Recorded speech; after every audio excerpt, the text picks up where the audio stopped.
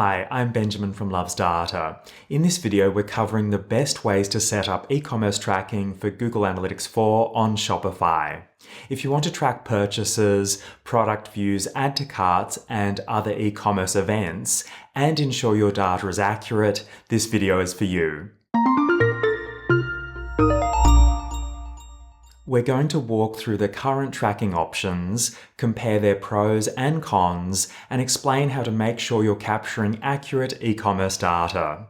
Let's start by covering the importance of e-commerce tracking. To do this, let's head to Google Analytics. We're looking at the monetization reports, and these let you report on and analyze everything that's happening on your Shopify store. The e-commerce purchases report lets you view the products people have purchased.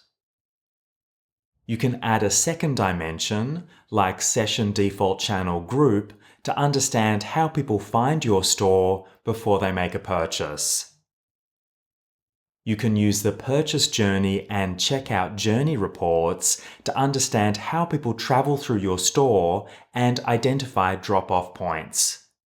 Apart from these standard pre-configured reports, you can also create custom exploration reports for more detailed analysis. So it's definitely worth taking the time to set up GA4 e-commerce tracking. Okay, there are currently 2 recommended ways to track e-commerce and other events in GA4 on your Shopify store. These are using the Google and YouTube app from the Shopify store, or using a Shopify Custom Pixel with Google Tag Manager. We will go into more detail on both of these options in just a moment. Before we do, it's also worth briefly mentioning 2 methods that are no longer available. There was an option under Settings and then Checkout that let you add scripts to the checkout page. This was the Order Status Page Additional Scripts option, which has been deprecated. The other option that was available to stores using Shopify Plus was customizing the checkout.liquid file. These 2 options are no longer available. So the options available today are to use the Google and YouTube app or a custom pixel. Let's break down and discuss the differences, including an important note about the limitations of using a custom pixel. Here's a comparison of the 2 recommended options.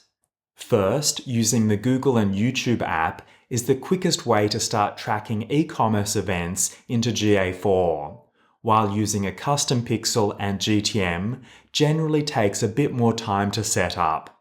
Both options let you track recommended e-commerce events, including purchases, add to carts, product views, and more. Both options allow you to implement consent mode to work with your cookie banner. The steps to set this up will depend on which platform you're using. However, using GTM can be easier to set up Google Consent mode and provide more flexible integration options. When it comes to advanced and custom tracking, using a custom pixel with GTM will give you more options and flexibility. Using GTM also means you can send data to other platforms. For example, you can send e-commerce data to GA4, Meta for Facebook, and LinkedIn simultaneously. When it comes to accessing all standard metrics in GA4 and enhanced measurement events, using the Google and YouTube app has the advantage over using a custom pixel with GTM. This is because when we add code using a custom pixel in Shopify, it runs in a sandboxed environment. This is a secure space that isolates the pixel's code, and because of this sandbox, any additional events that are usually automatically tracked aren't triggered.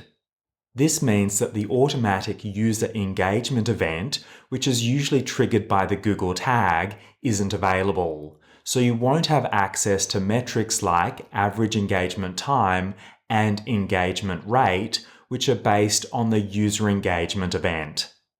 So which option should you use? If you're looking for the fastest and easiest way to track e-commerce events in GA4, the Google and YouTube app is your best bet. Once it's installed, you'll automatically start collecting e-commerce events and get access to GA4's standard reports and enhanced measurement metrics. However, if you're looking for more control or need to send data to multiple platforms like Meta and LinkedIn, then using a custom pixel with Google Tag Manager provides that flexibility. Let's take a look at how each of these options is set up. To do this, let's head to Shopify. To use the Google and YouTube app, you will need to install the app on your store.